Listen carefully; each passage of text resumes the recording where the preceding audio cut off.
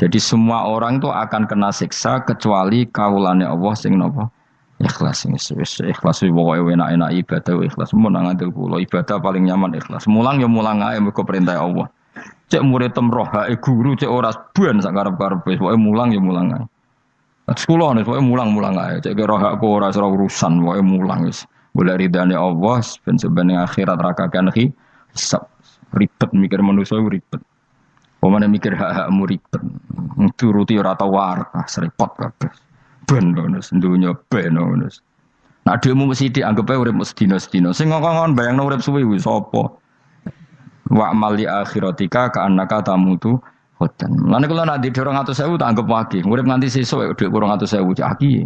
Lah kowe bayangno dhuwit akeh, bayangno urip nganti 60 tahun. Sing ngongkon bayangno ngono iku ya sapa? Jelas Nabi dawuh wa amal li akhiratika karena katamu tuhutan, kamu ngamal untuk akhirat seakan-akan mati be. Jadi misalnya aku digedingi wong sak menaki, digedingi mau sewengi enteng, sesuk wis mati wae. Jebule cek urip, ya enggak bae cek sesuk. Kan mau sedina-sedina ngitunge apa? Mulane anggere ana panitia ngundang aku pengajian pusing. Aja mbok undang saiki, aku mari bingung. Pokoke nek sesuk acara bengi aku kandhani. Mboten Gus ben ana kepastian. Kepastian mbahmu ora melok duwe donya men kepastian namanya. Uang orang tahu ngaji tauhid tuh namanya. Pas, lihat coba 2 bulan lagi disuruh bilang iya, ben ono pas. Sing iso ngatur dunia sapa? Akhirnya, tapi ini ben ono kepastian mbahmu manusa sing iso nonton sapa? Pokoknya acarane Senin, aku kandhani malam Senin, aku ono ya iso wae lunga. Gampang kan? Tapi kan jantungan. Akhirnya golek kiai serep. Alhamdulillah ras itu. Terus kalau ngaji teng mriki pokoke umume iku akhir bulan iki ngono tok santai wis. Ya biasa wae. Ya pokoke urip ku anggap ae sedina wa amal li akhiratika ka annaka tamutu. Dan dari misalnya damuk bojo ya ndang sedina. Sesuk wis mati wae. Boleh sesuk jauh urip diwamuk meneh. Paling sedina. Wis sedina mati, yes. Enggak suwe-suwe aman apa? Aman. Aman. Wani urip ngono. Jare daftar wali, tau warai ngono ora. Ikhlas ki ngoten carane ki salat ben nyaman. Ngendikane Rasulullah, "Sholli ka annaka sholatu muwaddi'in." Kowe nek pengen salat ikhlas, anggap bae iku salat sing terakhir dan kenangan terbaik kamu di dunia adalah tahu salat, tahu sujud. Juga sholat itu happy. Ya Allah ini sujud saat terakhir, ini rukuk saat terakhir. Seneng dadi sholat. Sholat ke ora. Sewantai, enggak sholat meneng. Sewantai akhirnya awur-awuran. Mana kira dadi wali-wali aku. Kroso Kang, nek dadi wali ku ono ambune. Kita ora ono ambune semboyo. Maksudnya aku ora usah wali-wali papan atas, ringan-ringan ae, sementing bener. Jadi syarat wali wa amal li akhiratika ka'annaka tamutu dan beramallah untuk akhirat kamu seakan-akan kamu mati besok. Jadi misalnya diutang tapi sahur jangan utang sahur ngawur sembrono. Contohnya aja utang aja nak utang bahaya. Enak kan? Jadi kayak di masalah berat ya enteng wong urip mau napa? Sedina. Apa meneh nek kowe luwih wali meneh, ora nganti sesuk malah. Setiap saat aku iso mati. Berarti nek di masalah kan lep sedilu. Cuma masalah kowe permanen bar mati tambah neraka. Lha kok aja sampe. Malah selawase. Lawas. Mulane masalah ning donya tok, ora usah sampe tok akhirat. Ojo. Nah, kowe kan repot ngajajai kowe. Seakan-akan mati besok. Pertanyaannya, apa setelah mati gak ada masalah? Ternyata tambah banyak masalah. Semuanya semuanya ikhlas semua. Wa illa ibadah wahil mukhlasin. Jadi kalian semua pasti merasakan siksa dan akan dibalas kecuali mereka sing ikhlas. Mesti wong ikhlas itu aman. Illa ibadah wahil mukhlasin kecuali kawulane Allah sing napa ikhlas. Sawma ja'alna minal mukhlisin. Mungkin kula jenengan sedanten termasuk tiyang sing napa ikhlas. Pokoke dilatih. Nek ora dilatih dipaksa. Pokoke luwatih paksa. Nggih kus pokoke paksa. Paksa supaya sampean ikhlas. Ya wae misale kowe ngandalo pejabat ya mati. Nak mati ora kuat. Sing kuat namung Allah Subhanahu wa taala. Jadi sehingga terlatih. Nah, bagaimana mungkin saya bisa hidup tanpa komunitas nasional, ya kamu yakini aja komunitas itu bisa saja mati atau benci kamu atau perubahan sistem. Ya kayak dhisik misalnya wong duwe wartel iku koyo sugih toko wartel. Bareng ono HP gitu tuntas. Dulu misalnya wong duwe telepon rumah itu koyo sugih ono HP ya tuntas. Jadi perubahan-perubahan ini menjadikan kita tidak percaya terhadap dunia ini. Mesti ora iktimat, ora tetanggenan be dunia ini. Yang enggak pernah berubah hanya Allah Subhanahu wa taala. Misalnya ngono kowe sayang anak, iso wae anakmu sampean gedeng kowe aja katut bojo. Kowe sayang tangga iso wae gedeng kowe. Utawa ana perubahan sistem sing dadekno kowe ra urip ning kono, misale kowe ndonga muga-muga disenengi wong bidukan, jebule kowe ditakdir urip di daerah lah. Enggak pernah tahu. Sing mesti abadi namung Allah Subhanahu wa taala. Semelane illa ibadallahil mukhlasin. Kecuali kaula-kaulane Allah sing mengikhlaskan amal hanya krana Allah Subhanahu wa taala. Ail mukminina tegese pira-pira mukmin. Uti dawuh iki istisna mungkotion kang terputus.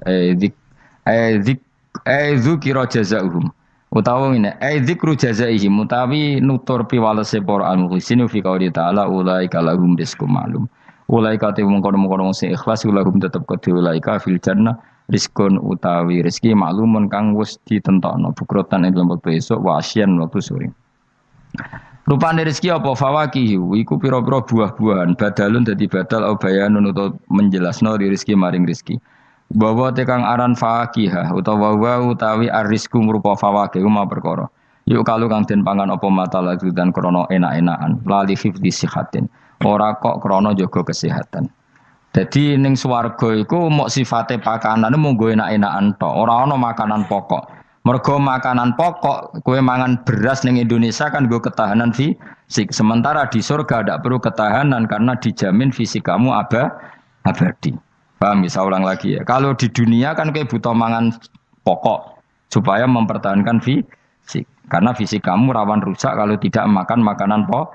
Sementara di surga fisik kamu tidak mungkin rusak sehingga tidak perlu makanan sing pokok. Kabeh sifatnya makanan mau gue enak-enakan tok. Ora perlu lali hifdzi sihatin, ora perlu gue jaga kesehatan. Mergo li anna ahlal jannati karena sak temene penduduk swarga iku mustaghnuna semugih kabeh an hifdhiya sangking jaga sikhah bi khalqi atsadihim sebab gawe jasad ahli swarga digawe lil abadi krana selawase lawas. Dadi kamane di surga kamu tidak perlu mikir obat, enggak perlu mikir pakanan sing menguatkan karena fisik kamu sudah didesain abadi. Jadi butuh makan itu hanya menunjukkan untuk kenikmatan. Jadi kamane ada semuanya itu demi kenikmatan, tidak demi menjaga ketahanan. Karena tubuh kita pasti sudah tahan karena didesain lil abad untuk selawase lawas.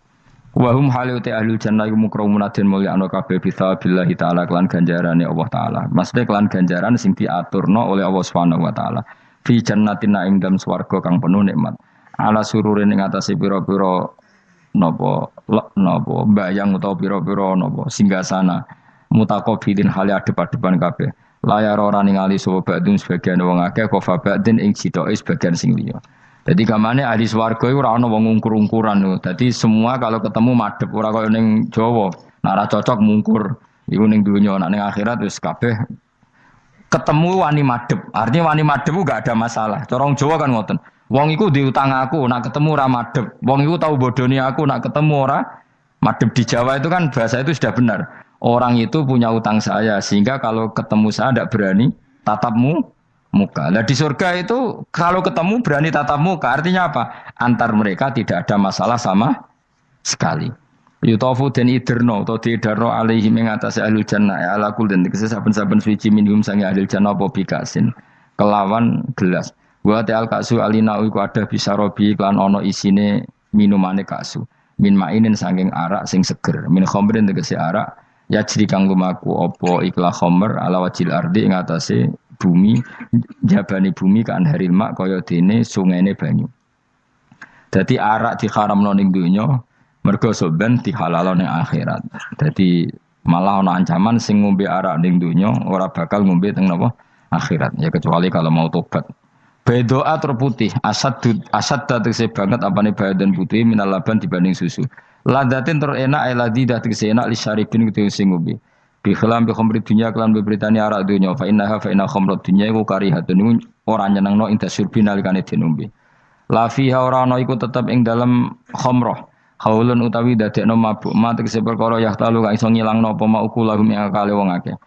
Arak-arak di akhirat nanti itu tidak arak yang memabukkan. Walahum lan ora ana utawa ahlul jannah anda sange arak yunzafuna iku didadekno mabuk sapa ngak fathiza wa kasra minna sabasyarif wa anzafa yaskaruna tegese dadi mabuk sapa ngake utawa yusiruna dadi mabuk sapa ngake bi khilafi khamri dunya kali berbedane arak dunya. Jadi mereka ngombe arak tapi tidak mabuk. Mereka punya bidadari banyak tapi ora selingkuh ora darani zina. Mulane ning donya ora usah zina sampeyan ning akhirat ana widadari akeh. Wayu ora usah mbayarno. Wis ayu ora cerewet ora njaluk blonjo supaya penak lah. Ning donya serapati ayu njaluk blonjo ngomel aduh ribet. Mesti bojomu ora bojoku. Wa indahum qasil. Tapi ngalami kabeh ora apa-apa sunnatullah napa? Ben seru menapa? Tapi sepi lho, omah esuk ora ono ngamuk sepi, tapi tangan-tangan ya bener. Ben napa? Omah iku hidup. Omah napa?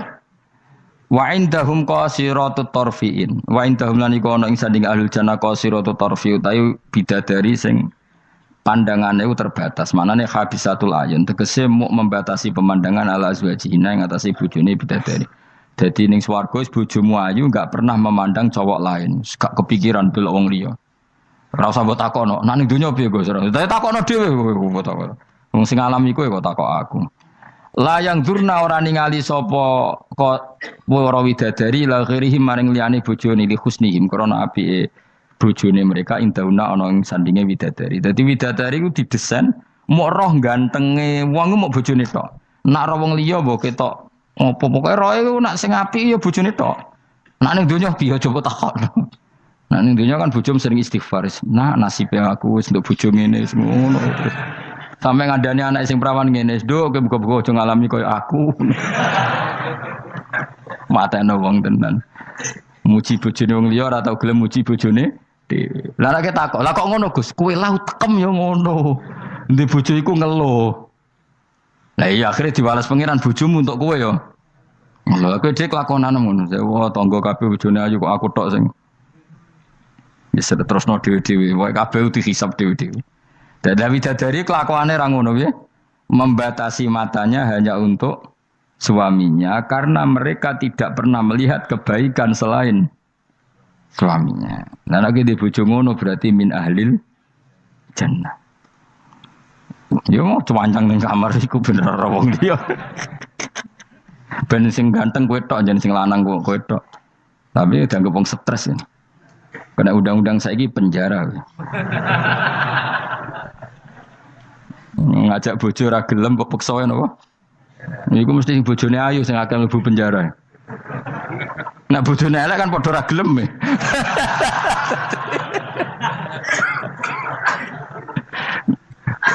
Bapak uga ada kiai. Kiai ini lucu, kanca akrabe bapak. Dari cara apa? Cara kancane bapak ngono. Ana wong bojone elek, iku sok ben hisabe gedhe. Lah kena apa iki? Lah anak ora tahajud salahno pangeran wis bojo elek kok ora duha ora tahajud. Nak bojo mayu nu pantes ora tahajud perkara kelon wis elek ora tahajud e opo wae. Dadi kiai iku memperberat hukum. Dadi cara kiai iku wong kok bojone elek iku sok ben disalahno pangeran. Kenapa ora tahajud? Nggih ngantuk Gus. Lah kowe bojomu elek kok ora tahajud dane anak bojomu. Ayo malah ora tau tahajud. Mulane pangeran gambaro nabi sempurna. Nabi ku nak tahajud. Iku Aisyah turu ning ngarepe. Aisyah ku wahyu prawan turu ning ngarepe. Iku tetep diterusno tahajud. Jajal kowe di bojo wahyu, ape tahajud terus bojomu gelem kira-kira mbok terusno to? Milih ndi? Wong bojomu elek ora tau tahajud, mau kelon apa meneh bojomu. Kanjeng Nabi gambarane iku pe salat. Aisyah turu ning ngarepe iku diterusno salat. Sampai Aisyah kecewa, piye wong iku malah tahajud terus sih. Masyhur ngene hadis-hadis. Aku ora ngarah, kowe kebayang. Di bojo ayu ape tahajud, pas bojo mapian. Lah iku parah meneh wis bojone elek. Kelon ra gelem mergo elek, dajut ra gelem mergo ngantuk, gak di prestasi. Lafit ora donya ora akhirat. Parah wis parah wis. Marah ini niku marah ini. Jebule dongane kebanteran, ya Allah, meskipun di dunia aku di bojo elek, kula nyuwun bidadari sing ayu teng akhirat, bojomu tangi telabrak. Ora usah ngono, ora usah ndonga iso kok. Ya Allah. Kabeh ono gentine Gusti. Tapi bahasane aja jelas ya Allah. Kabeh ono apa? Apa bojomu ngamuk? Apa Mas maksude? Yo, maksude ra piye biasa wae. Mulane kula nek ana imam ndongakno ngono iku ora mentolo. Imam salat jenazah, jane donga iku ora usah banter-banter. Lha donga kok ngene, misale Ruhin mati, iku nak dongane ngene, ya Allah wa abdilhu zaujan khairan min zauji wa daran min dari. Itu nak diterjemah bojomu ngamuk lho. Ya Allah kasih dia istri yang lebih baik ketimbang istri yang sekarang. Wa daran khairan min dari, kasih dia rumah yang lebih baik timbang rumah yang. Tapi alhamdulillah doa faham yo. Amin. Amin. Padahal doa itu sangat menyinggung loh. Ya, isih hafal donga iku. Iku aja terusno, maksudnya iku. Nah, wong mati kan dongane diantar ya Allahumma pokoke wa abdilhu zaujan khairan bin zauji wa daron. Itu nak diterjemahkan. Gusti niki mawon teng donya di bojo ngeten iki teng donya mawon. Genti nggih Gusti teng akhirat. Kan artine ngono. Apa wa abdilhu digenti tambah Gusti kok. Tukar tambah maksudnya Gusti. Jadi wong ra paham barokah. Amin amin. Nah kula mboten ate maca donga niku. Langsung badaron khairon min dari. Mergo nak zaujan kadang sing wedok isih nangis, cek muni amin amin wah perkara gitu. Maksudnya donga iku ya ora ngono, tapi terjemahane kan ngono, wa abdilhu zaujan khairon. Maksudnya gini loh. Jadikan kalau istri kamu itu nanti masuk surga, berarti terjemahnya itu jadikan watak istri ini lebih baik ketimbang watak yang sekarang. Plus ada tambahan di sana karena nanti kan widadari piro kan jarimu 70 ya. Berarti 71 apa 70 plus bojomu? Gak 70 itu 71. Tapi jare ngomong paling ayu sing kodonya ya. Tenan ora ya kowe iso ben delok wae ora usah takok aku saiki ben delok. Lah gunane opo kowe takok aku jebule mlebu neraka. Gak penting, ngono iku rasa kiyaine ya goblok, takoki ngono dijawab, ora usah dijawab. Mlebu swarga sik, lagi takok. Lah nek kono bantah, nek isi swarga ora usah takok. Lah iya padha ae mlebu neraka gunane apa ora iku? Ya ora usah takok ya. Pokoke kok ning swarga ketemu, ya Gus bener jebule jenengan ngono. Gampang kan? Ya tapi aku aja padha mosok santrine entuk 70 kene 70 ya ora. Tetep aku ora trimo, jumlahe padha ya ora trimo. Kadar ayune padha ya ora trimo. Tetep mbek pangeran yo tetep beda tetep. Padha-padha numpak pesawat ya tetep beda kelas sembrono iku. Tetep beda. Nontor apik mripate dihamul ayun terus mripate iku gedhe hisanuha tegese jembare ayun. Dadi nek wong Arab bayangno wong ayu iku ya mripate gak sipit. Ya pancen ya tenan, kowe ra wong ayu Arab, be ayu Cina tetep ayu Arab. Mergo ayu Arab hasil apa inun tikhamul ayun mripate gedhe. Sayu-ayune wong sipit, be ayune wong ya cek wae saiki. Salah ayune wong Uzbek, be ayune wong Cina. Kowe milih ndi? Uzbek senajan to ngono mbok pilih ya ora gelem pokoke. Wong ngongkon milih wae. Milih ndi kan? Ayune Uzbek be Cina. Uzbek, tapi sing mbok pilih ora gelem. Ya milih wae saya apa? Wong milih. Maksudnya itu tenan, bener pangeran. Pokoknya ayu sing kelas standar, sing dihamul ayun. Ka'anna guna koyok-koyok setuhune. Bidadari filau niku bedun niku endok. Maksudnya ninu'am kedua burung unta, maknun kan tersimpan. Mastunur disimpan biraisihi kelawan utorisihi kelawan apa sayape utawa apa itu. Iku lho sing bulune ikilah anu'am. Maksudnya koyok endok putih sing terselip utawa tertutupi oleh bulu. Maksudnya indah. Ya wong ayu transparan ambek rontok kena kere iku seru sing rontok kena kere ngono lho. Pokoke ngono. Kowe milih wae senajan turun kesampaian pokoke milih saiki wae. La yasilu ora tumeka ilahi maring iki la apa ayun utawa maring iki la ainihinna apa hubarun apa bletik. Walau nuhu wa wa albayatu fi sufratin wa ahsanu ing dalam agak-agak kekuningan ahsanu alwani nisa iku luwe apik-apike warnane wong wedok. Pokoke ora usah takok sembene lakoni. Faqbala mengko madhep sapa ba'dum sebagiane ahlul jannah. Ba'du ahlil jannah tegese sebagian ahli swarga madhep ala ba'din ing atase sebagian yata sauna hale saling takok sapa ahlul jannah amma sing perkara maro kang wis liwat apa mabihim kan ahlul jannah fid dunya ing dalem dunya niki kula terus nomor ora iso dilereni niki kan critane ngeten iki wong ahli swarga niku nek ning swarga niku takok kanca bisnise ning donya nah mitra bisnise iku mlebu neraka karena kafir. Iki nunjukno nak wong soleh iku oleh kancanan wong kafir. Asal ndak harbi lho ya. Saya ulang lagi ya. Misalnya kue urip ning Uni Soviet atau urip ning Korea atau bahkan urip ning Jakarta. Kan bisa saja mitra bisnismu ini orang kafir. Tapi dia perlakuannya ke kita baik, urusan profesionalitas kerja juga apa?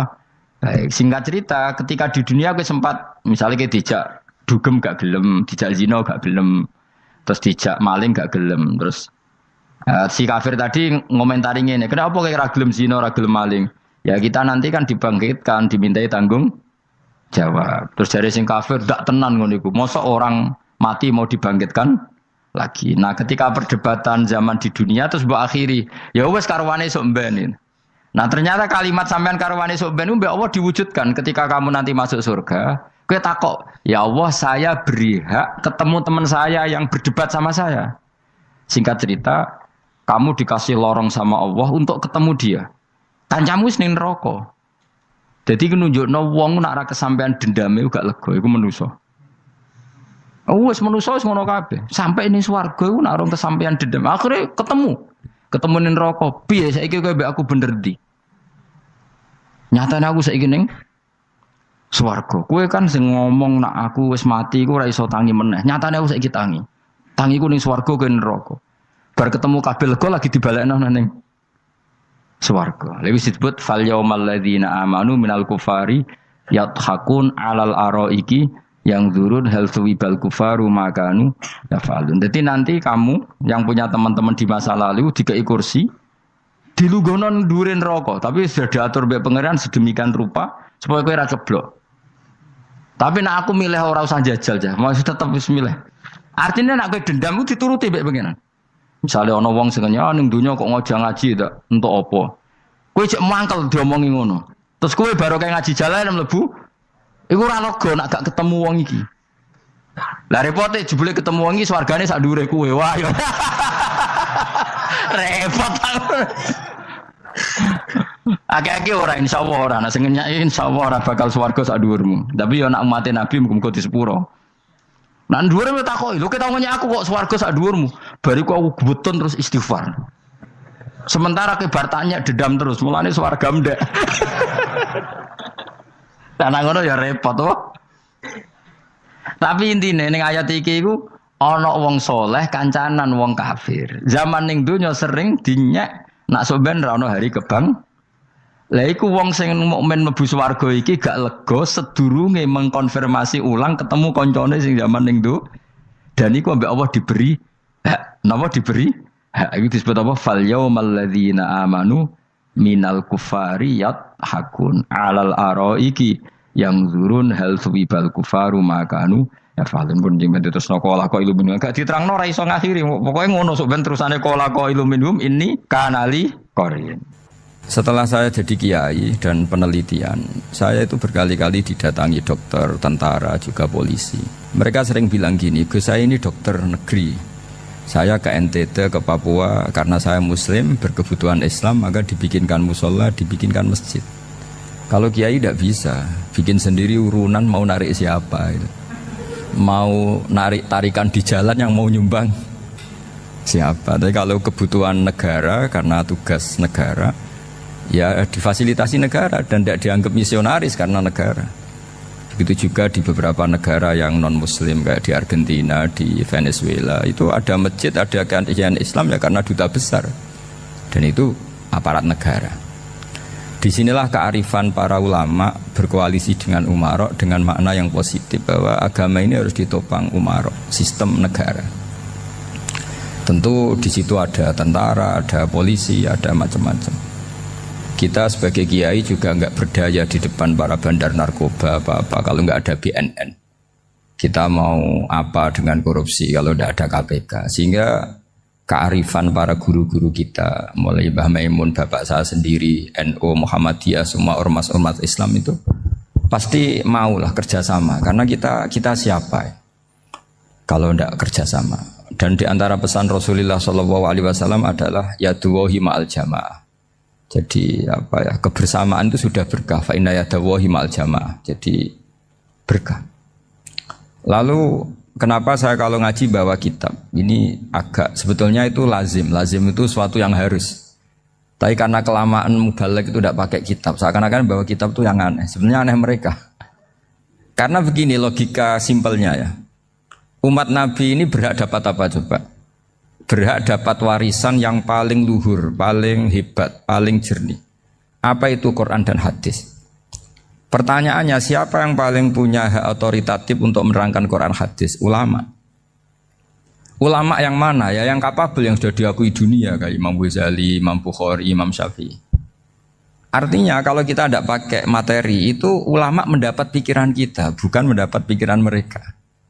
Saya ulang lagi, kalau kita tidak pakai materi yang otentik, yang orisinil, umat ini mendapat pikiran kita, bukan pikiran mereka. Maka saya berusaha supaya teman-teman atau semua umat Islam dapat pikiran-pikirannya Imam Ghazali, pikiran-pikiran Imam Bukhari, pikiran-pikiran Abdul Qasim Al-Junaidi, kejernian-kejernian Abu Yazid Al-Bustami. Kejernian itu diantaranya adalah misalnya makalah yang menurut saya itu makalah yang super. Jadi untuk ngadepi krisis karena COVID atau karena apalah. Itu lama dulu sederhana sekali. Beliau-beliau punya rumus yang mungkin jarang didengungkan orang, tapi saya akan kampanye rumus ini. Al-istighna, haqiqatul istighna, itu adalah al-istighna anis syai' labihi. Jadi pemenuhan kebutuhan yang sebenarnya adalah kita berusaha menghindari sebanyak mungkin kebutuhan yang sekunder, yang enggak penting. Bukan memenuhi semua yang kita inginkan. Jadi misalnya begini ya, kalau kita lapar, itu keinginan kita itu makan enak apa asal makan? Tentu jawabannya asal makan yang sehat. Tapi kalau nuruti nafsu kita, makannya yang enak, teman makan ya enak. Terus di warung yang favorit. Ini kan satu kebodohan. Kenapa untuk makan saja butuh definisi sekian banyak? Yang kita harus kecewa, warung favoritnya bisa sudah tutup. Atau kita ke sana harus macet. Ribet. Yang benar-benar arif dan bijaksana itu adalah al-istighna anisya. Sesuatu yang tidak mendesak itu jangan jadikan kebutuhan. Sehingga kalau kita puasa misalnya, semua makanan itu enak karena kita sangat lapar. Sehingga Abdul Qasim Al-Junaidi ketika ditanya, ma'idamu to'am, lauk makanan itu apa? Jawabannya lucu, alju, lapar. Kalau kamu lapar ya semuanya enak. Ini sudah mulai hilang. Kita bilang makan enak itu ya sate, ya gulai, ya pizza yang kita senang.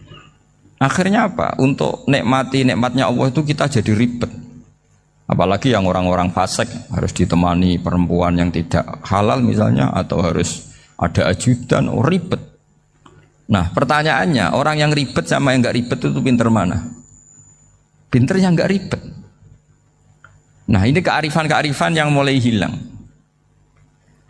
Lalu siapa yang bisa mewarisi itu? Ya ulama. Jadi ulama itu cara berpikir sebenarnya simple. Makanya mereka sering kalau tahajud itu. Di antara makalah Sayyidina Ali paling terkenal dan yang menjadikan beliau punya derajat yang luar biasa, itu adalah kafani izzan antakuna li robban wa kafani fakhron an akuna laka abdan. Ya Allah, saya ini sudah begitu mulia, begitu terhormat dan sangat-sangat terhormat. Karena yang menjadi Tuhan itu Engkau. Jadi rumus pertama itu karena menjadi Tuhan itu Engkau. Hanya Tuhan yang abadi, Tuhan yang pertama, hanya Tuhan yang al-awwal. Coba ya Allah, kalau saya ini punya Tuhan Fir'aun, punya Tuhan mati jadi tontonan lagi, itu kerennya di mana coba? Andai kan kita punya Tuhan Fir'aun. Atau punya Tuhan yang asal-usulnya manusia, apapun hebatnya manusia itu, kita punya Tuhan manusia itu. Tuhan yang lapar, yang kalau nggak makan mungkin pingsan, mungkin bisa kena COVID, nanti Tuhannya diisolasi. Kayak apa? Makanya ketika Tuhan Allah menyindir ketuhanan selain Allah itu, Allah hanya menyindir dengan kalimat sederhana, kana yakulanit to'am, yang kamu tuhankan itu masih makan. Artinya kalau nggak makan ya lemes. Jadi lama-lama ada orang gini, alhamdulillah tadi Tuhan mampir ke saya, kelihatannya lapar, setelah tak kasih makan sehat lagi. Susah nggak punya Tuhan yang seperti itu. Beda dengan Tuhan kita. Tuhan yang nggak butuh makan, nggak butuh minum, Al-Qayyum, zat yang berdiri sendiri tanpa butuh yang lain. Al-Awwal, sebelum ada langit bumi sudah ada Tuhan kita yaitu Allah. Bandingkan dengan Tuhan-Tuhan yang dipertuhan yang lain, yang adanya setelah bumi, misalnya Fir'aun dan sebagainya. Sehingga Sayyidina Ali pertama jadi kebanggaan apa? Kafani izzan antakuna li robban. Saya ini keren betul, karena punya Tuhan yaitu engkau. Tuhan yang lahul asma'ul husna, Tuhan yang semuanya punya kebaikan, punya keabadian, punya keagungan. Terus wa kafani fakhron an akuna laka abdan, dan saya bangga sekali karena saya menjadi hambamu. Kalau saya jadi hambanya Pak Rektor ribet kan, sudah tak hormati ternyata nanti tidak rektor, ya kan ribet kan. Terus pokoknya ribet, jadi budaknya manusia itu ribet. Makanya ada seorang wali datang ke temannya yang jadi presiden atau jadi raja. Datang ke situ karena tidak punya uang, mau minta uang karena temannya raja. Setelah sampai sana ternyata temannya ini karena orang soleh pas berdoa, ya Allah saya minta ini, minta ini, minta ini. Terus si wali tadi pulang. Tanya, kenapa kamu pulang? Ternyata dia sama, masih minta-minta kayak saya. Jadi sederhana dia. Sama-sama minta kamu, minta zat yang kamu mintain katanya. Jadi dulu itu orang itu sebegitu dekat dengan Allah. Sehingga si raja ini terus ketemu wali tadi tanya, kenapa kamu menyepelekan saya padahal sekarang saya raja.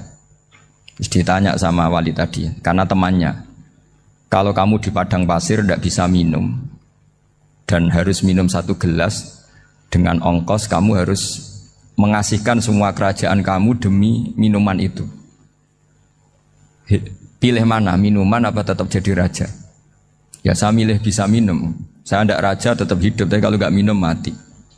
Bagaimana Anda bangga dengan satu kerajaan sing la yusawi kak samain, yang tidak sama dengan segelas air.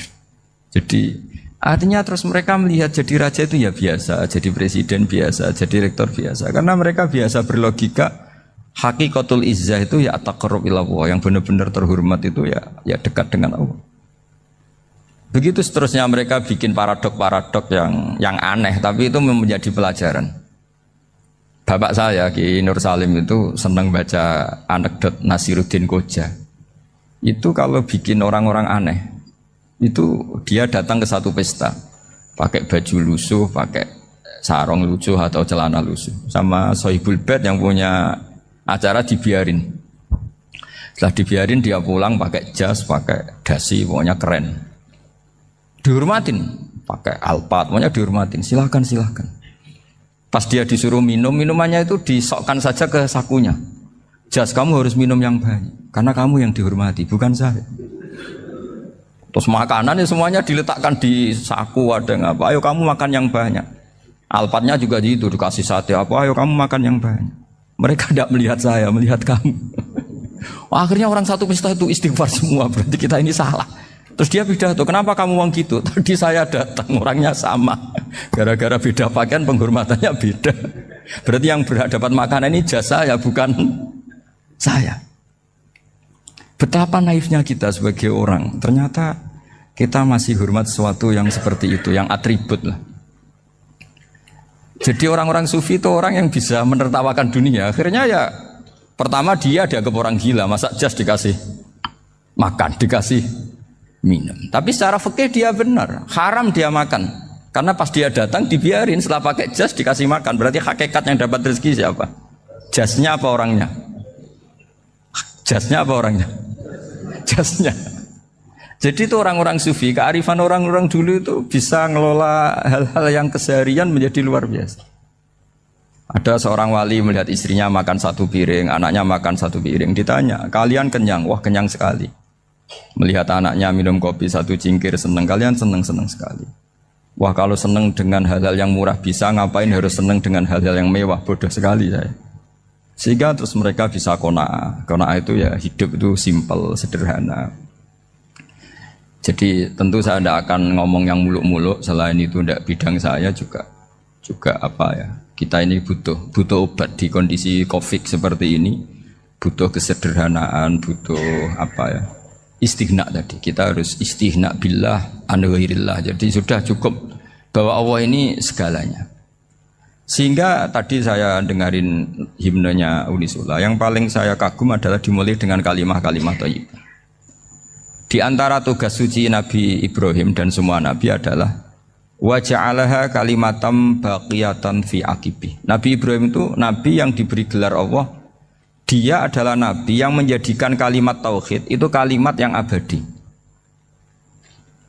Fi aqibi, di anak turunnya, di semua generasinya, baik anak turun karena gen maupun karena pembinaan, karena pendidikan. Ini penting sekali saya utarakan karena apa?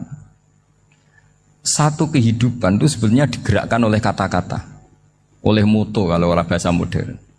Sehingga banyak ulama mengatakan al-ibarat qutun li'ailatil mustami'in, bahwa redaksi atau moto atau pegangan hidup itu penggerak kehidupan.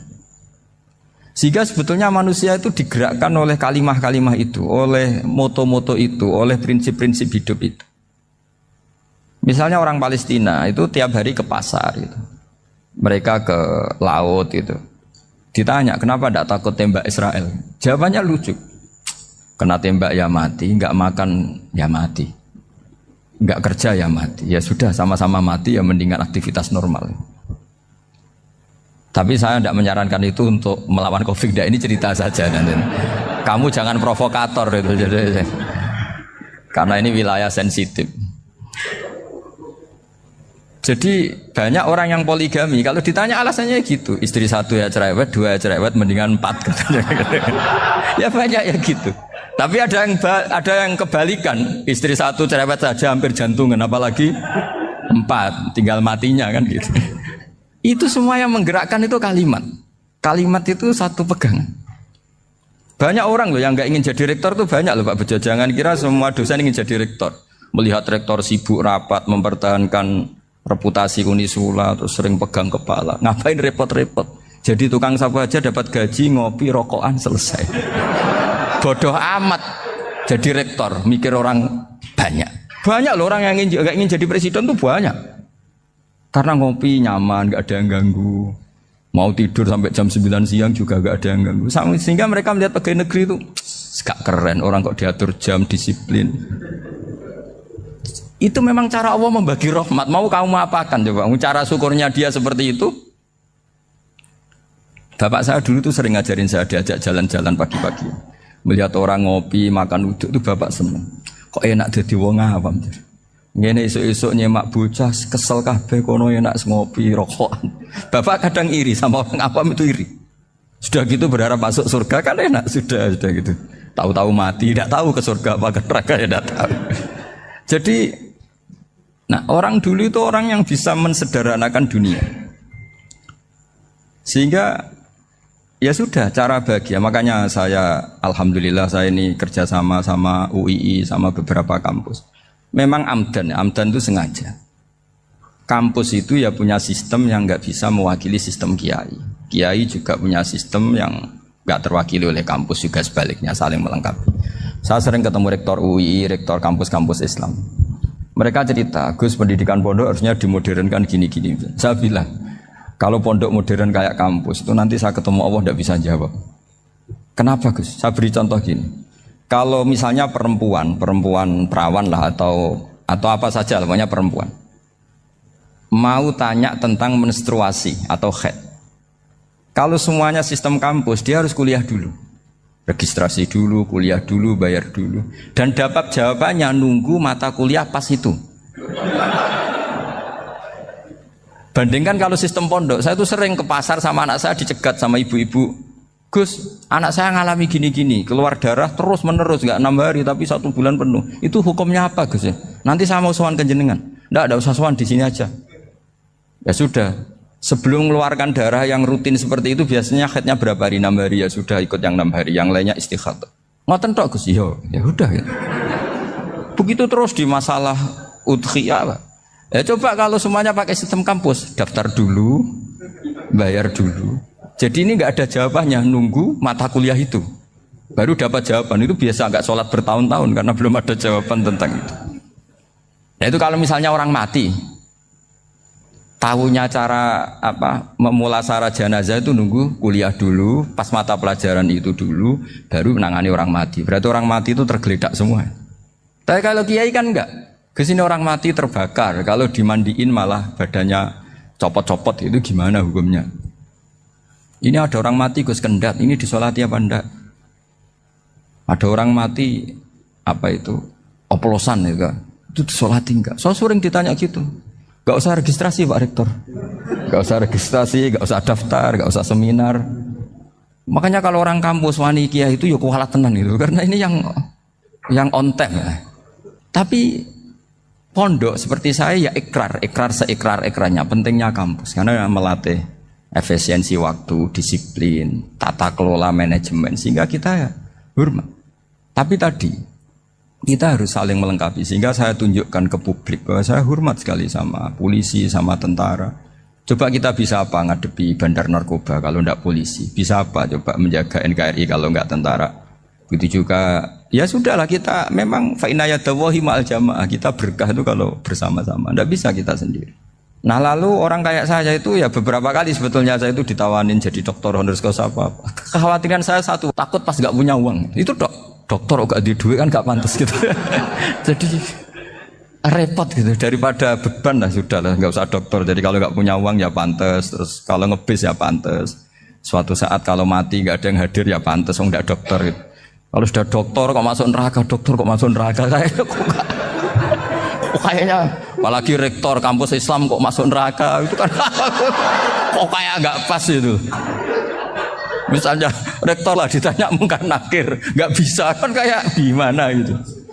Makanya harus sering ngaji saya supaya nggak malu di depan mungkar nakir. Masa rektor ditanya mungkar nakir nggak bisa. Harus berani bentak, ini saya rektor loh Pak mungkar nakir masa kalau wali-wali dulu berani. Masyhur di cerita wali-wali ditanya marabbuka manabuka. Saya ini guru tauhid.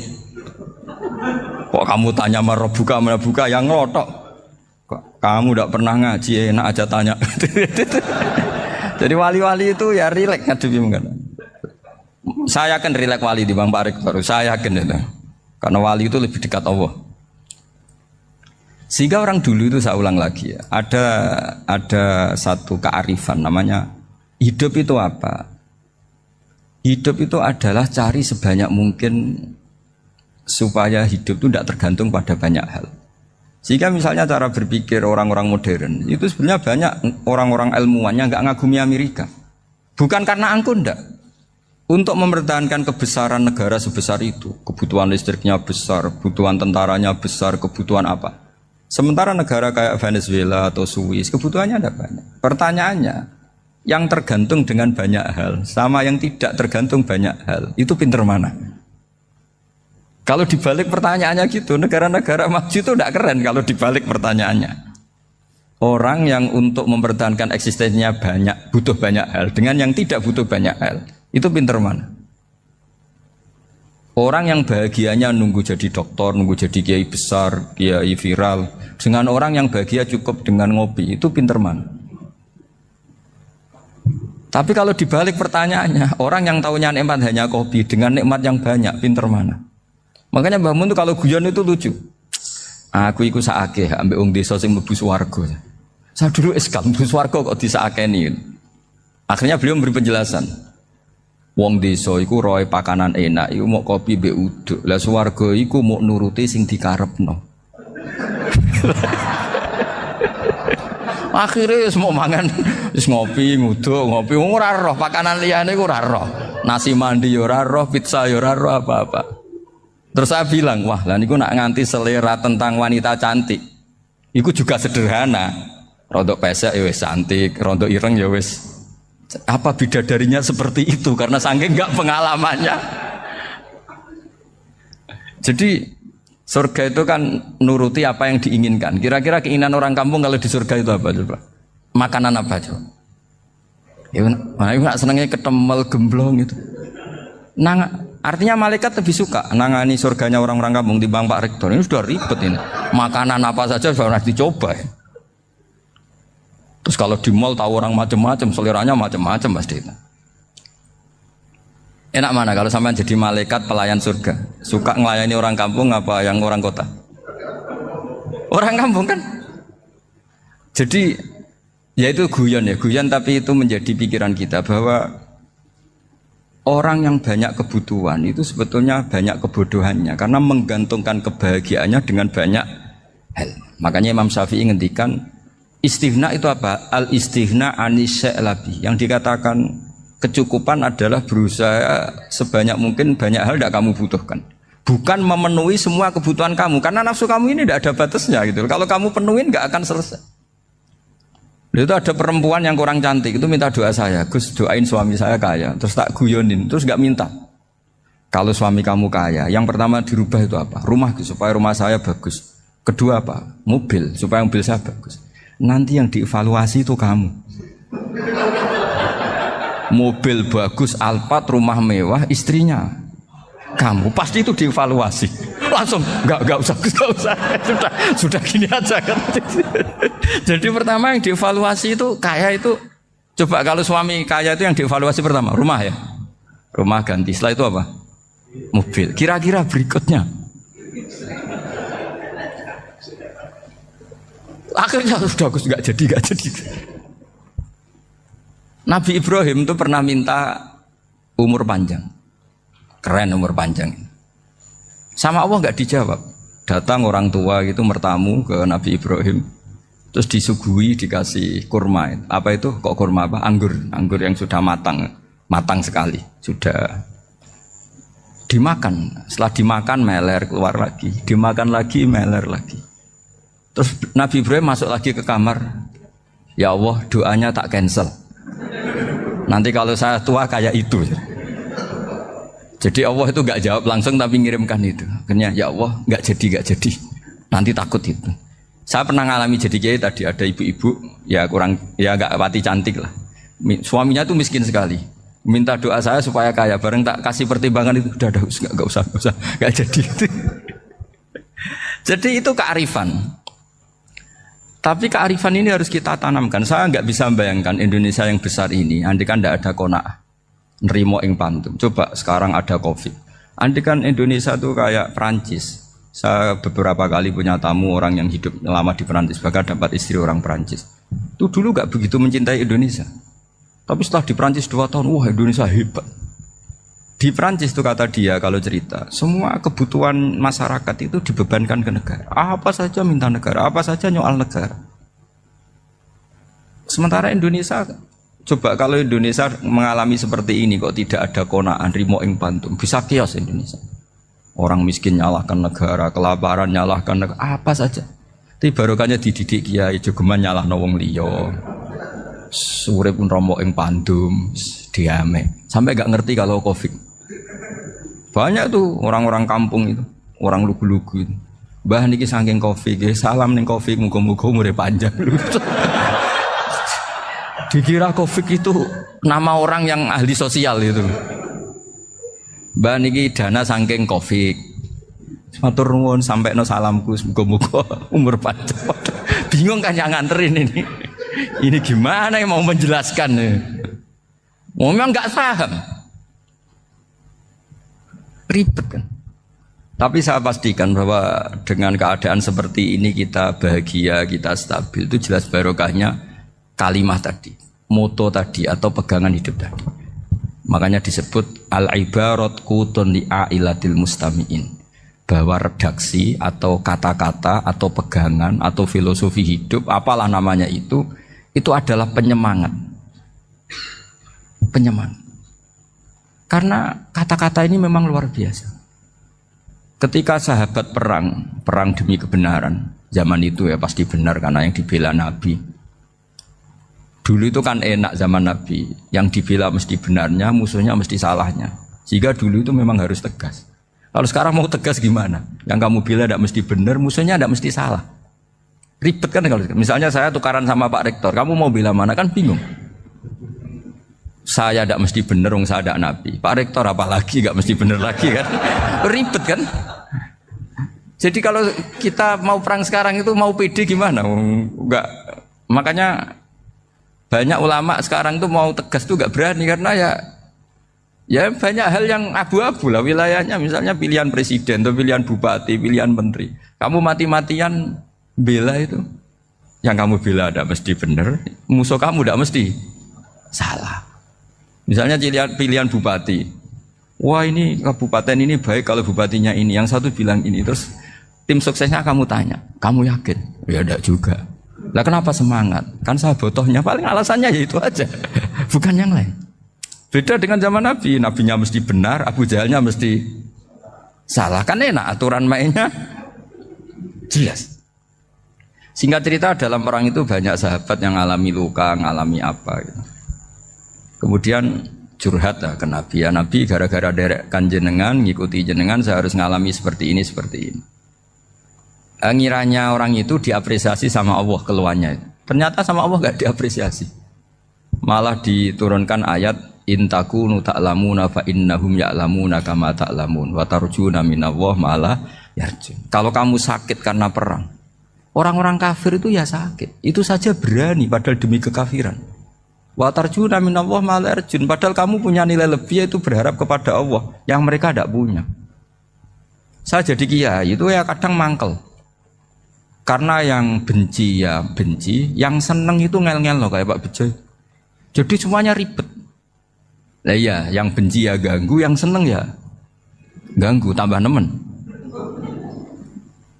Seribet.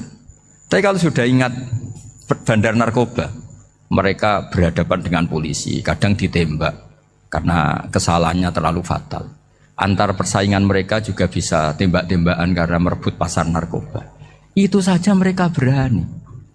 Kok kita yang jadi kiai kadang dicium tangannya, dihormati gak berani, hanya takut apa ya, musibah-musibah kecil lah, atau problem-problem kecil. Lah iya, kalau kita bandingannya gitu. Kalau kamu mau tahajud kedinginan, itu masih nanti dihisab Allah itu gitu. Maling ayam itu keluar malam-malam, hanya dapat ayam. Itu gak takut dingin. Ya gak takut digebuki masa. Kamu mau tahajud aja takut dingin. Makanya nanti hisabnya orang soleh itu nanti dijajarkan orang dolim. Terus diperbandingkan. Wah itu habis kamu kalau itu. Jadi misalnya Unisula mau rapat, tapi ini malam, kalau malam dingin nanti sama masuk angin. Anak-anak pang di perapatan aja berani kamu. Kalau sudah perbandingannya gitu tuh ribet kita nanti. Makanya itu kalimat itu moto atau filosofi hidup. Sehingga diulang lagi nasihat itu. Iyam saskum korhun fakodu masal koma korhum mislu. Kalau kamu kena luka, orang-orang yang nggak benar juga akan kena luka. Itu aja berani demi ketidakbenaran. Masa kamu demi kebenaran nggak berani? Akhirnya orang itu, ya itu kalimat, itu heroik. Makanya kita ini penting ya. Makanya tadi himne Unisula dimulai kalimat thayyibah. Karena kalimat ini yang menjaga kita kalimat ini. Misalnya tentang Tuhan. Kenapa orang Islam imannya kokoh seperti ini, termasuk yang sudah hidup di Amerika, di Australia, di mana-mana. Itu ya barokahnya ajaran atau barokahnya kalimah. Saya sebut kalimah saya pakai bahasa santri. Karena la ilaha illallah itu dalam tradisi santri disebut kalimatu haqqin alaiha nahya wa alaiha namut wa alaiha nub'ats. Ada yang riwayat wa biha nub'ats insyaallah taala minal aminin. Kenapa mereka di mana-mana meskipun sekolah di Amerika, di Australia, bahkan di Uni Soviet tetap mukmin? Itu barokahnya ajaran yang benar. Allah itu siapa? Tuhan. Tuhan itu sifat dasarnya apa? Awal. Dia harus wujud awal sebelum makhluk yang lain.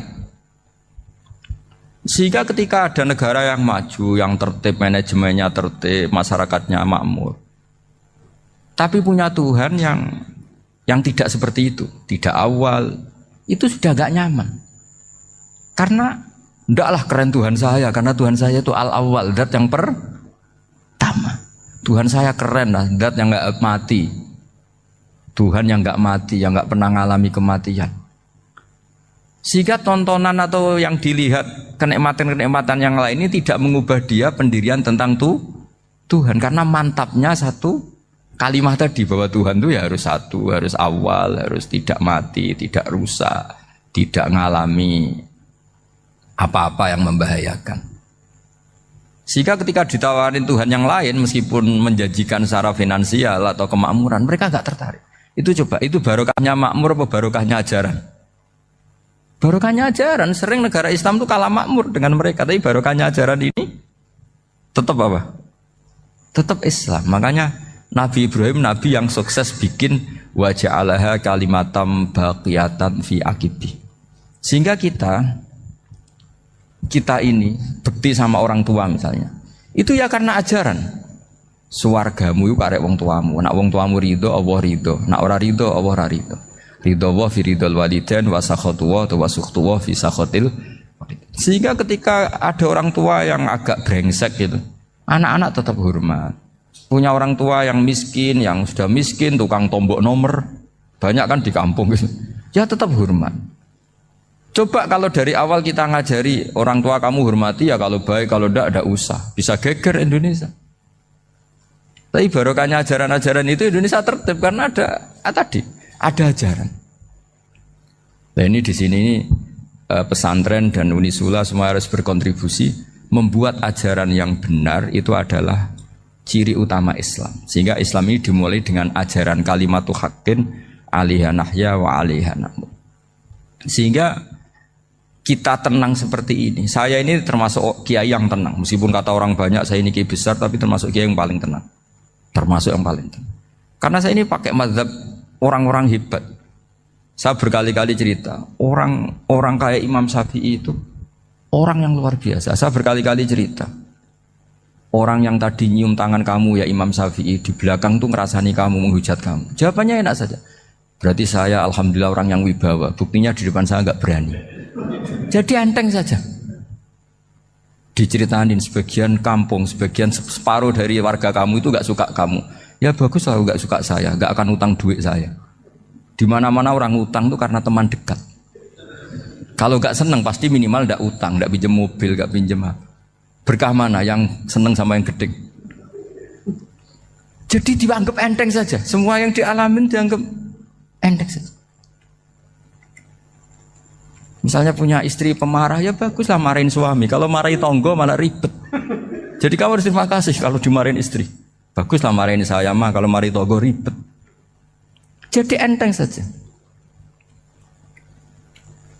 Tapi kita sekarang itu karena nafsu ya, sehingga menghadapi hidup ini ribet. Ulama dulu kalau mau mati itu senengnya bukan main. Sudah lama saya ini ingin gak maksiat. Kayaknya gak maksiat paling efektif itu mati. Ya tidak apa-apa Gusti, kalau sebaiknya mati ya mati aja. Enteng saja. Jadi melihat kematian itu akhir dari segala keburukan atau potensi keburukan. Apapun baik kita sekarang, suatu saat mungkin kita gak baik. Yang bisa menghentikan ketidakbaikan atau potensi ketidakbaikan itu apa coba? Mati kan? Berarti mati itu mengerikan apa menyenangkan? Mesti kamu tidak berani menjawab. Meskipun secara ilmu kamu berani, tapi secara rasa agak berani kan? Saya ulang lagi ya, yang bisa menghentikan keburukan atau potensi keburukan itu apa coba? Apa? Kematian. Berarti kematian itu menyenangkan atau menyusahkan? Apapun kamu tidak berani jawab karena kamu agak-agak duniawi itu kelihatannya. Tapi secara ilmu, kamu tahu kan kalau mati itu tidak buruk-buruk banget. Karena apa? Itu akhir dari segala keburukan. Sehingga Nabi ngajarkan kalimat itu begitu luar biasa. Allahumma ahyini maka natil hayatu khairan li wa tawaffani maka natil wafatu khairan li. Nabi melihat dunia itu begitu indah. Ya Allah, kalau saya ini hidup, anggap saja hidup ini ziyadatan li fi kulli khairin, menjadi modal saya menambah segala kebaikan. Jika suatu saat saya mati, anggap mawon rohatan li min kulli syarrin, itu akhir dari segala keburukan saya. Sehingga mati hidup ya baik karena di situ kita bisa berkontribusi beramal soleh. Mati juga baik karena mengakhiri segala keburukan. Nabi nate ngendikan lagi, ajaban li amril mu'mini inna amrahu kullahu khair. Orang mukmin itu mengagumkan, semuanya baik. In asobathu na'ma syakara fakana khairan lah. Kalau baru dapat nikmat dia syukur, maka itu baik. Wa in asobatu dharra sabara, kalau dapat masalah mereka sabar, itu juga baik. Sehingga orang mukmin dua sisinya pasti baik. Itu juga kalimat, maksudnya moto atau pegangan hidup. Nah berikut ini saya beri contoh, ini kenangan saya, ini contoh terakhir. Masalah jadi orang terkenal maupun tidak. Di sini dicontohkan Imam Ghazali di halaman 367 di kitab saya 367, juznya 3 di kitab Ihya Ulumuddin. Di sini beliau cerita betapa untuk menjaga ikhlas sebaiknya orang itu tidak terkenal, tidak syuhrah, tidak terkenal. Oke, itu kita sepakat ya, karena kalau terkenal mungkin orang dipaksa publik dengan tanda kutip untuk selalu berbuat baik, tapi karena jaim lah, jaga image atau apa. Tapi ketika dibalik pertanyaannya, kamu rela yang terkenal itu orang nggak benar, sementara yang orang benar itu nggak terkenal. Lalu masyarakat taunya yang tidak benar. Kalau pertanyaannya dibalik gitu, orang baik wajib terkenal enggak? Kalau pertanyaannya dibalik seperti itu. Dokter yang benar tidak terkenal, yang malpraktek terkenal. Kamu ingin kondisi seperti itu? Gak ingin kan? Kampus yang bagus gak terkenal, kampus yang bagus gak terkenal, yang gak bagus. Nah, artinya apa? Gara-gara olah kata, olah pikiran, ini logika jadi rubah. Lagi-lagi apa? Jawaban itu ada di kata-kata sebetulnya. Makanya bab-bab seperti ini tidak usahlah kita berdebat, berpolemik. Sebaiknya orang itu humul, menutup diri, apa sebaiknya orang terkenal, itu nggak perlu seperti itu. Sudah terserah Tuhan saja. Makanya saya mulai dulu ngaji sampai sekarang itu ya tidak punya punya ikon tertentu atau punya website tertentu, enggak. Sudah terserah pangeran. Sudah saya juga tidak sok suci materialistik atau enggak, ya tidak mikir saya. Bukan apa-apa ya, karena saya ini kiai, jadi biasa urusannya sama Allah, tidak sama makhluk. Jadi pusing kalau sama sarah-sarahnya makhluk itu pusing. Meskipun rektor kalau nasihati saya pasti tidak saya terima, itu tetap makhluk, itu sudah ada ngefek kalau saya itu sudah ada itu. Bukan karena saya sombong, ya memang makhluk betul gitu, bukan cuma nasibnya bejo aja, tapi makhluk tetap makhluk. Saya beri contoh ya. Ini makalah yang ditulis Imam Ghazali. Ya, i'lam aslahaka Allah anna aslal jah wa intisarus sayyid atau sayyidi wal istihar bahwa mazmum itu. Balil mahmudu al-khumulu illa man syaharahu wa ta'ala linasri dini min ghairi takallufi talabi syuhrati minhu. Jadi kalau kamu ingin ibadah kamu selamat, ya kamu jangan terkenal. Tapi resikonya adalah kalau kebaikan itu tidak terkenal, maka agak dikenali. Kalau agak dikenali berarti masyarakat hanya punya percontohan yang tidak baik, karena yang baik tidak terkenal. Jadi itulah ulama-ulama dulu. Jadi apa-apa itu dibanding-bandingkan. Kemudian nanti kelihatan, jawabannya itu kelihatan. Jadi ulama dulu itu biasa ngarang misalnya afatun nikah, sisi negatifnya nikah. Harus ngurmat istri, harus macam-macam, kalau terlantar itu ya dosa. Seperti tadi Pak Marsudi cerita, kalau orang ngapalkan Quran itu takut lupa, kalau lupa itu jadi dosa. Pertanyaannya, kalau semua orang takut lupa, takut dosa, semua orang nggak hafal Quran karena potongan-potongan lupa. Cara berpikir tidak seperti itu. Kalau berpikir ya namanya hafalan, ya inginnya hafal, kan nggak ingin lupa. Lah nanti kalau takdirnya lupa karena hal-hal yang dimaklumi oleh syariat itu enggak yang termasuk dosa. Yang dosa itu lupa takliwiri udhrin syar'iyyan, lupa yang tidak ada sebab yang apa? Syar'i. Tapi lupa bawaan EQ-nya tidak bagus. Lupa bawaan sering dibentak.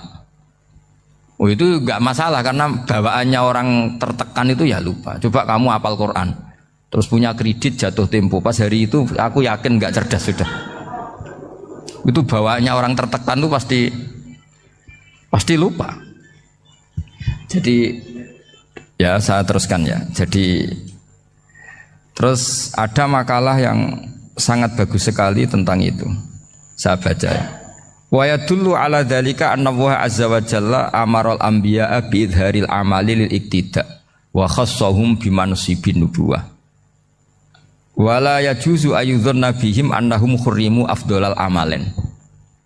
Jadi orang yang terlalu mendewa-dewakan khumul itu menutup diri. Oke, itu baik karena dengan khumul, dengan menutup diri Anda tidak riya, Anda tidak pamer. Tapi kata Imam Ghazali, kamu juga harus ingat di antara syaratnya Nabi itu harus mengumumkan kalau beliau itu seorang Nabi. Harus memaklumatkan kalau beliau seorang Nabi supaya bisa diikuti. Caranya sholat harus diumumkan sehingga Nabi itu mengatakan harus jamaah. Karena dengan cara jamaah itu bisa shollu kama ra'aitumuni usolli. Coba kalau Nabi sholatnya nggak diperlihatkan, kamu harus sholat yang benar. Caranya gimana ya Rasulullah? Itu rahasia. Bingung nggak kira-kira? Bingung nggak? Ya misalnya amal rahasia selalu lebih baik. Terus ada pertanyaan, Nabi ngendikan kamu sholat yang benar. Caranya gimana Nabi? Ya itu rahasia. Terus gimana coba? Tapi Nabi ngendikan apa? Shollu kama ra'aitumuni usolli. Ya sudah kamu sholat, niru saya sholat. Berarti Nabi sholatnya diperlihatkan apa disembunyikan? Diperlihatkan. Jadi begitu juga saya berkali-kali bilang, orang tahu kalau itu bidan ya berdasar tulisan itu bidan. Tahu kalau itu dokter gigi ya itu dokter gigi. Jangan sampai gara-gara tidak ada tulisan mau beli alat bangunan di dokter gigi. Mau periksa gigi di toko bangunan. Gara-gara apa? Nggak ada maklumat. Nah, di sini ulama-ulama selalu memaklumatkan dirinya. Termasuk Imam Ghazali ketika ngarang kitab dinamai Ihya Ulumuddin, bahwa kitab ini bisa menghidupkan ilmu-ilmu agama yang mulai hilang. Begitu seterusnya. Jadi ini ngaji ya. Jadi orang itu harus ngerti ya. Jadi jangan nuruti emosi sendiri atau logika sendiri. Bahwa saya suka humul, ya monggo, agama Islam menyediakan sarana itu. Uzlah itu ya punya sisi kebaikannya sendiri. Tapi syuhrah terkenal asal tidak nuruti nafsu juga punya sisi kebaikannya sendiri. Setidaknya umat ini punya satu master kebaikan yang mudah diakses.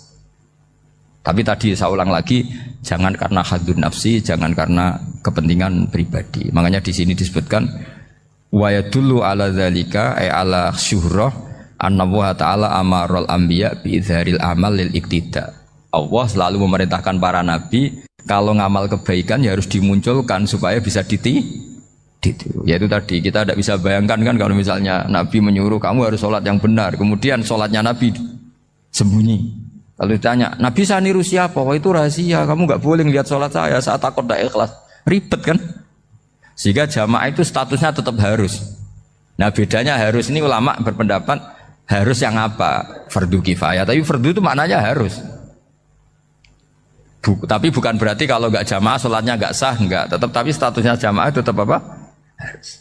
Nah barokahnya harus ini orang yang baru sholat, sholatnya langsung benar karena ada yang diikutin.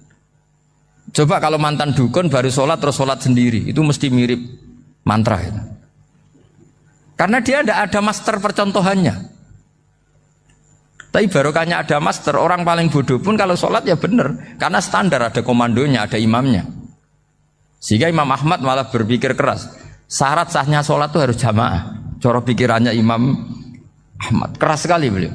Sehingga kalau orang sholat sendiri kok ada orang lain yang maunya berjamaah harus bayar, orang itu harus bayar. Demi sahnya sholat. Itu madzhabnya Imam Ahmad. Tapi kalau madzhab Syafi'i hanya mengatakan itu fardu kifayah. Yang kalau satu komunitas gak mau melakukan semuanya apa? Dosa. Jadi tak baca lagi biar dapat berkahnya Imam Ghazali. Wa qala qaumun asirru afdalu minal alaniyati. Terus kata sebagian ulama al alaniyah itu afdal minas sirri. Terus diperbandingkan baik yang mana amal dipertontonkan sama anda. Terus kata Imam Ghazali, kalau orang itu bisa jaga tidak riya, maka sebaiknya dipertontonkan karena kebaikan harus yang muncul, bukan yang tidak baik yang muncul. Makanya ketika memaklumatkan diri sebagai ingin jadi generasi khairah ummah, itu kalau diterjemah itu kan wow, khairah ummah, umat terbaik. Itu kan kayak agak angkuh. Tapi nggak apa-apa, itu nggak apa-apa. Masa kita kampanye siap degradasi moral kan ya lucu kan. Masa jualan gitu kan ya lucu. Kita memang ingin mengkhidmati ummah, berbakti dengan umat, membantu supaya jadi generasi khairah ummah. Nggak apa-apa, dimaklumatkan supaya dengan itu umat punya sarana. Oh kalau ingin jadi khairah ummah kuliah di sini. Jangan lalu enggak gitu. Ya sama kita dokter, maklumatkan saja dokter gigi, dokter kandungan, dokter bedah. Sehingga orang kalau mau bedah ya jangan ke dokter kandungan. Jadi barokahnya maklumat ya. Jadi saya mohon sekali ini Saya sendiri sebetulnya orang yang nggak siap terkenal sebetulnya, tapi ya sudah terserah Allah saja. Kalau itu cara Allah menyebar kebaikan, ya monggo. Pokoknya kita tawakal saja sama Allah Subhanahu wa Ta'ala. Yes. Ketika Rasulullah Shallallahu Alaihi Wasallam sugeng, niku nak wonten tiyang kepengen belajar sholat, niku Nabi namung dawuh, ya wis kon nginep ning nggonku 3 dina. Terus nginep 3 hari itu, seperti itu. Setelah nginep dijak jamaah terus sama Rasulullah Shallallahu Alaihi Wasallam. Sausé jamaah tigang dinten, Nabi namung ngendikan ngeten, ya wis sholat wis ngene iku, shollu kama raaitumuni usolli. Kamu sholat sebagaimana kamu melihat saya sholat. Kemudian itu tentu melahirkan satu problem. Problemnya adalah tidak semua yang dilakukan Nabi itu berstatus wajib, berstatus sunat, atau berstatus mubah. Sebab itu butuh penjelasan para sahabat. Yang sahabat ini teni, mana hal-hal yang nggak tahu ditinggal Nabi, berarti disebut nopo wajib atau rukun. Ada hal-hal yang kadang Nabi ngelampai, kadang boten disebut sunat, termasuk kunut. Dulu kunut itu ya Nabi pernah melakukan, terus NU nganggep wajib. Maksudnya nganggep wajib itu nak ora kunut kok dijeng. Sing ora kunut ya koyo nganggep kunut itu kriminal. Nah, sesuai itu sono politik identitas. Niku pun boten ulama, niku pun boten niku emosi niku jenenge emosi. Dulu tuh zaman Imam Syafi'i itu kalau sholat di Masjid Abu Hanifah nggih boten kunut. Ketika ditanya, "Kenapa Anda menyunatkan kunut ndak kunut?" Ikraman li hadzal madhab. Saya ngurmati mazhab. Nah, kira-kira cara Abu Hanifah kok jek sugeng sholat di Masjid Imam Syafi'i nggih kunut. Nah, itu dulu nggak ada problem karena Nabi konata ahyanan wa taraka ahyanan. Kadang Nabi nglampahi, kadang Nabi napa boten. Sehingga itu tidak ada masalah. Niku penting ya. Terus aturan yang pernah dilakukan Nabi itu potensinya wajib atau syarat sah, atau potensinya Nabi melakukan itu hanya afdoliyah.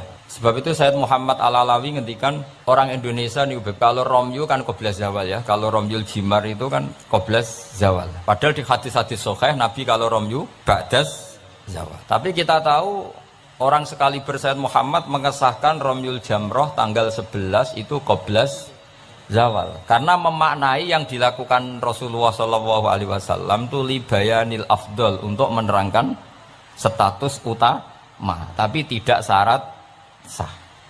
Karena kalau itu syarat sah, seluruh dunia di titik yang sama, di jam yang sama. Akhirnya pernah terjadi tragedi napa Mina. Oh ngoten nggih, kakean di demo nih gitu. Kula pun krasa nih nak banyak demo nih. Enaknya jadi pendengar ngoten, karek komplain mawon. Panitiane sing nata mik mulai sore, tapi mau dikomplain. Mulane wong ora barokah nih perkara niku. Ora melok nata, melok napa? Komplain. Wis niku khas Indonesia niku. Sangat Indonesia. Wong orang alim nggih ngoten, ana wong alim bener iku biasa, aduhane wong alim bener. Tapi nak salah dikomplain. Tapi nak kula salah insyaallah orang arafatan iki baru kayak Habib Ali. Engko pantes-pantesan nak menungso ngoten mawon, insyaallah mboten arafatan. Nah rasa blas mbok nyaingi Kanjeng Nabi mboten mungkin. Tapi aja salah sing fatal, mari innalillahi wa inna ilaihi rajiun. Kula terangaken nggih. Ini sekaligus ngaji usul fikih. Kalau semua yang dilakukan Nabi itu menjadi syarat sah, maka nggak akan pernah sah romyu qoblas zawal. Tapi sekali Sayyid Muhammad, ulama seluruh dunia itu ya biasa romyu qoblas zawal. Dan mentakwil apa yang dilakukan Nabi itu libayanil afdoliyah, untuk menjelaskan keutamaan. Contoh lagi misalnya, semua ahli tarikh sepakat ketika Nabi tawaf itu tofa rokiban, terus pas tawaf niku naik unta. Kalau yang seperti ini tuh libayanil jawas, untuk menjelaskan kalau tawaf naik itu sah. Dan sampean terus darani syarat saya tawaf kudu naik. Ka'bah kredit. Terus nganggo balapan Vespa, paham ya? Nanti koyok teletabis niku cek tuwa. Mergo oleh numpak terus sing cek nom-nom numpak apa iku skuter. Ini bukti bahwa tidak semua yang dilakukan ulama yang tahu. Ya, itu ulama yang tahu. Nah, di antara ulama itu tentu Imam Nawawi, yang hampir semua alawiyin, semua ulama pakai kitab Minhajut Thalib. Terus niki penting kula aturaken kersane aja sithik-sithik muni sunah Rasul. Sunah Rasul sing piye? Sunnah itu maknanya perilaku atau tidak lampah. Lah tidak lampah Nabi ku kadang wajib, kadang sunat, kadang yang repot kadang khosois. Misalnya Nabi nikah songo, ora oleh sampai niru Nabi. Wah, ya repot. Bojo sitok iku melayu malah aneh-aneh. Terus sunai Nabi ku nak sholat tahajud itu nganti sikile abo, ya sakit Habib Ali ya enak gitu. Wong putune kira-kira ora kuat meneh kula tambah ora kuat. Ya pokoke ben Nabi sing bangsa abot-abot ku ben Nabi. Mergo termasuk khususnya Nabi niku diwajibno pangeran tahajud. Jadi tahajud sing sunat kanggo umat, kanggo Nabi niku wajib. Jadi khususnya ora fasilitas tok, nyuwun samu khususnya fasilitas tok. Kadang khususnya niku sing ora wajib kanggo umate, kanggo Kanjeng Nabi wajib. Termasuk Nabi ini wajib napa? Tahajud. Jadi Nabi ini nak boten tahajud ngrasa dosa. Nak santrine tenang mawon, boten ngarah wajib tak jamin boten ngarah wajib. Paham ya? Terus nah setelah sallu kama ra'aitumuni usolli ada penjelasan. Misalnya Nabi berdiri, itu hukumnya kayak apa? Ini wajib. Nabi baca Fatihah wajib. Kalau baca suratnya, kadang baca, kadang tidak, berarti tidak wajib. Begitu seterusnya, itu cara analisis ulama. Mohon kula terusaken ya. Atasiu te kang kaping 9 wal asyiru lan kaping 10 wal hadi asyara lan kaping 11 iku at-tasyahhudu iku maca tasyahud. Ini ku kalimat asyhadu alla ilaha illallah wa anna muhammadar rasulullah. Wa qu'uduhu lan lungguh tasyahud. Ya dados tasyahud, lungguh tasyahud wa sholatu lan maca sholawat ala nabi sallallahu alaihi wasallam. Dados dalam tasyahud akhir itu ada 3 rukun sekaligus. Duduknya sendiri rukun, membaca tasyahud juga napa? Rukun, baca sholawat ala nabi juga rukun. Berarti dalam apa? Duduk itu ada sekaligus 3 rukun. Itu duduknya sendiri itu juga berstatus rukun, membaca tasyahudnya juga berstatus rukun, baca sholawatnya juga berstatus rukun. Makanya ada ulama itu kadang ulama itu gelem ra gelem ku ya keliru, tapi keliru sing ra iso bener. Pancen gelem ra gelem keliru. Tapi keliru sing mesti bener. Ya tau ya bener sing mesti keliru. Sama tak bedheki iso jawab. Pertama rukun sholat apa? Ya jawab. Ya jawab ya mesti kelirulah apa-apa. Pertama rukun sholat apa? Niat. Berarti kayak niat sik lagi ngadeg apa ngadeg sik lagi niat? Ayo jawab. Ayo dhisik ndi niat sampai ngadeg. Ngadeg. Berarti ngadeg tok tanpa niat wis sholat. Lho nak ngadeg sik berarti ngadeg tok sedurunge niat wis sholat. Menjadi sholat setelah niat atau setelah ngadeg? Setelah niat. Lah niat ben ngadeg dhisik ndi? Lah niat ben ngadeg dhisik ndi? Loh, kadane. Itu kabeh sarah darani wis pokoke gelem ra gelem kudu salah. Muni niat sik ya salah, muni ngadeg sik salah. Atok ora tau mikir kok sampean malah bener. Dadi gak penting. Pidato ora usah detail ya untuk sangu ora usah mikir lho pokoke. Niku pikirane mubalek. Nah ulama mboten mikir ngoten. Jadi ulama itu ya kadang gak dipilihan, akhirnya darani arkanus sholat itu apa? Pertama apa coba? Kalau pakai tertib, misalnya basuh wajah, yuk basuh wajah sama niat dulu mana? Enggak jawab saja. Loh bareng enggak fair jadi ngomong tertib. Basuh wajah sama niat dulu mana? Dulu niat. Kalau niat dengan tidak basuh sah atau ora? Gak sah. Nah basuh tok ora niat? Rasa. Berarti basuh wajah mbek niat. Jare wudu kudu tertib. Lah kok ana rukun bareng. Nah ulama ngono. Dadi kadang gak dipilihan, kadang salah iku ya ora dipilihan. Kaya kowe dadi kiai ngaji ujug-ujug hadirine wong wedok ayu wis gelem ra gelem salah. Ora delok dianggap sombong, delok ya dosa tenan.